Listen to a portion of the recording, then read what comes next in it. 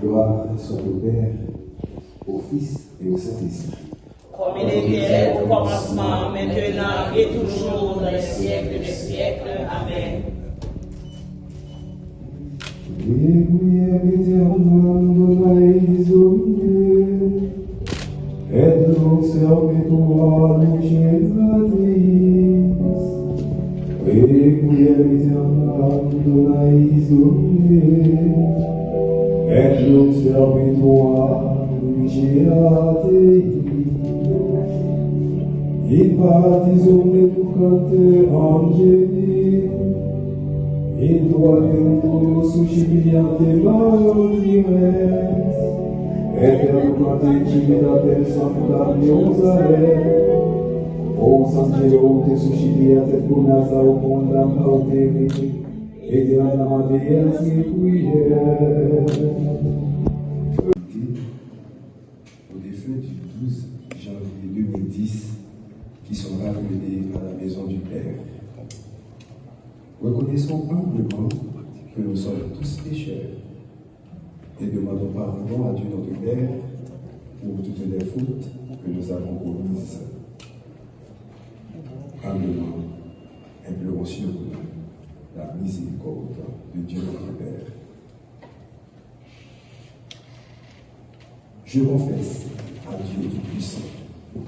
Je reconnais devant vos frères et sœurs que j'ai péché en pensée, en parole, en action et par commission. Oui, j'ai vraiment péché. C'est pourquoi je supplie la bienheureuse Vierge Marie, les anges et tous les saints, et vous aussi, frères et sœurs, ne priez pour moi le Seigneur notre Dieu. Que Dieu Tout-Puissant nous fasse miséricorde, qu'il nous pardonne nos péchés et nous conduise à la vie éternelle. Amen.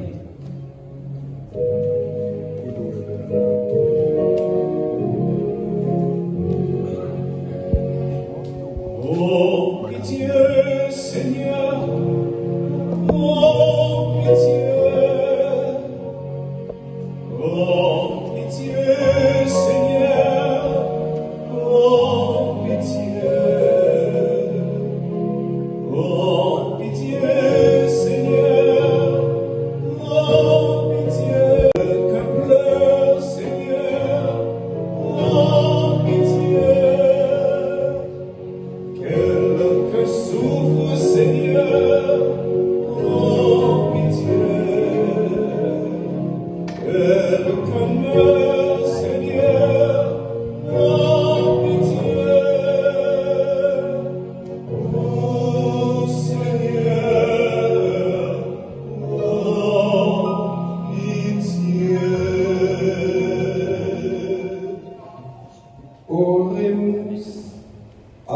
de coesumus domine, animam famum ditui, ut defunctus seculo tibi vivat, et quae per fragilitatem carnis humana conversatione comisit, tu venia misericordissime petatis absterge, per Dominum nostrum Iesum Christo.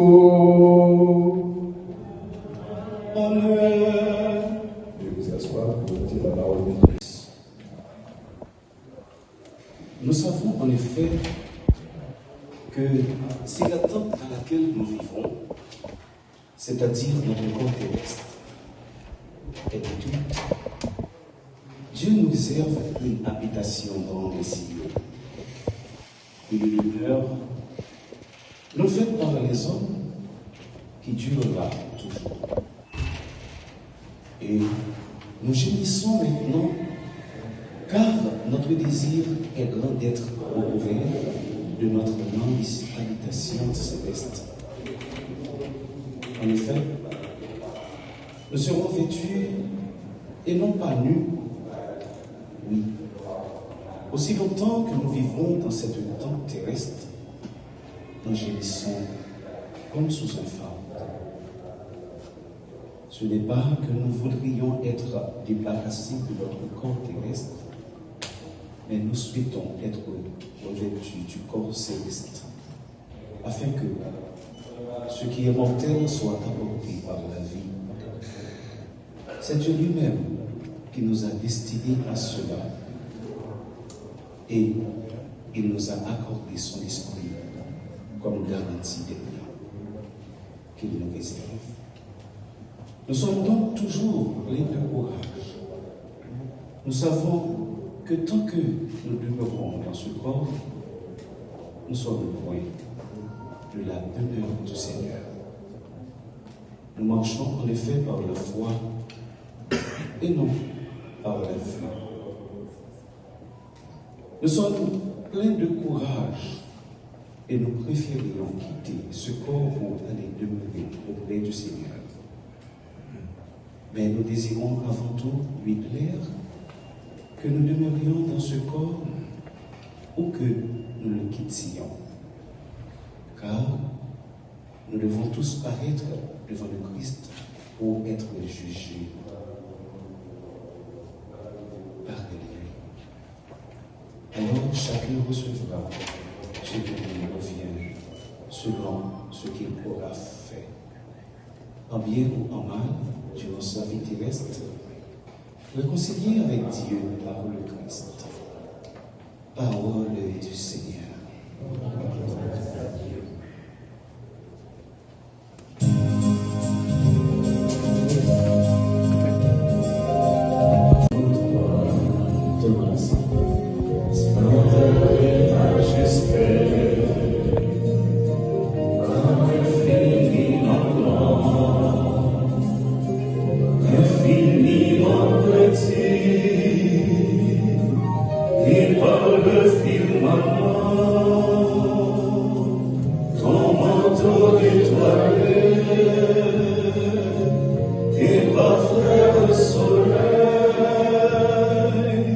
Je veux crier, mon Dieu,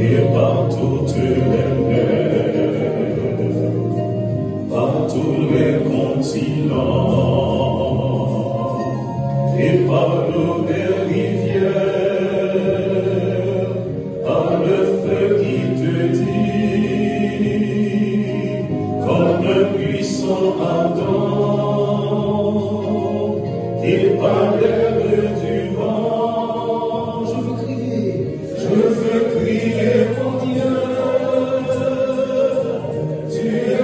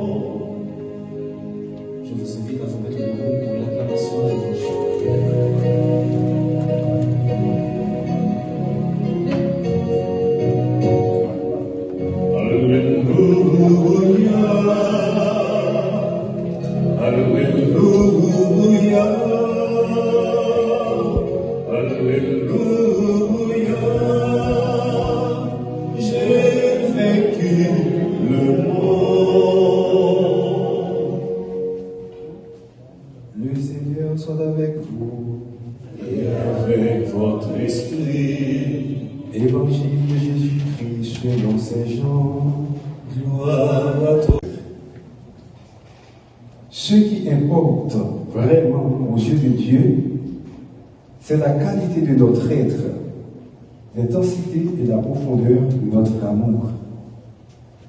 Ce qui faisait dire à Mère Teresa, à notre mort, nous ne serons pas jugés sur la somme du travail accompli, mais sur le poids de l'amour que nous y aurons mis.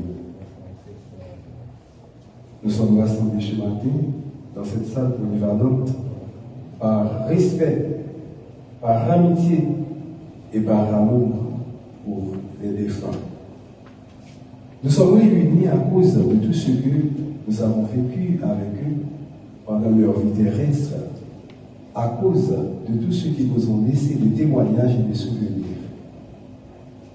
Nous sommes également pour la plupart d'entre nous, parce que nous partageons leur foi, parce que nous partageons leur profonde espérance, leur profonde certitude que de l'autre côté de la porte de la maison du Père, un amour les attend, un amour qui les prend et les plonge tout entier dans la joie et la lumière.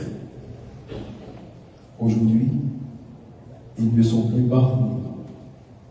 Ils laissent derrière, comme le petit prince de Saint-Exupéry, leur corps, leur vieille écorce, pour retourner vers Dieu, pour retourner vers leur Père.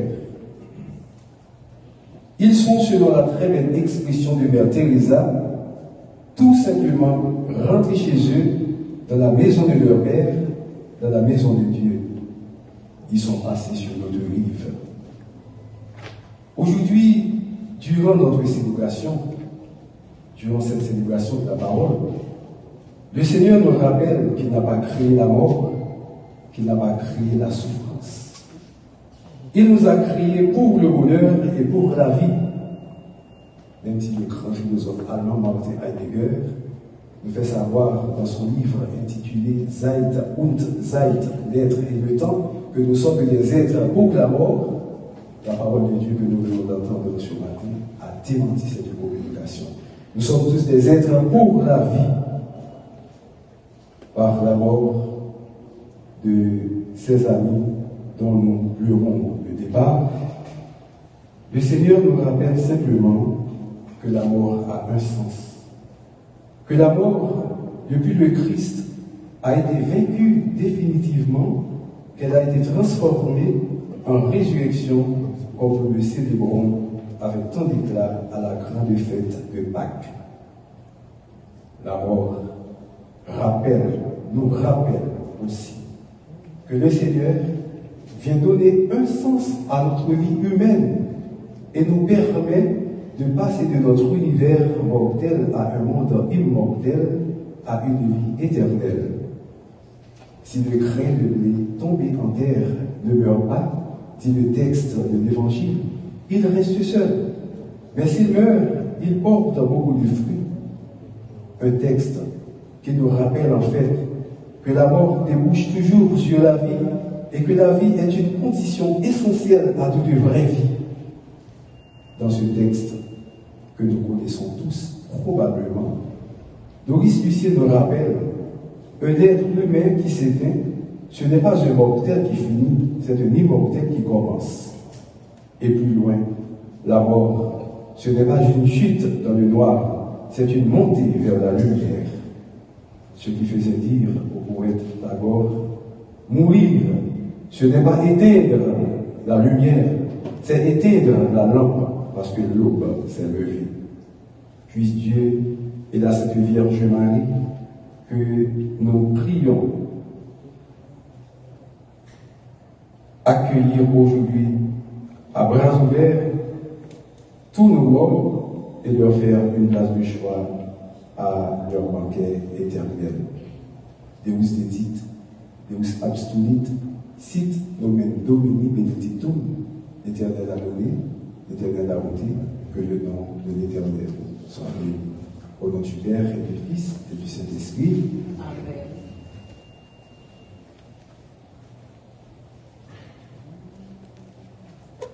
Je vous invite maintenant à vous lever, à prier ensemble avec le Seigneur pour nous réfléchir.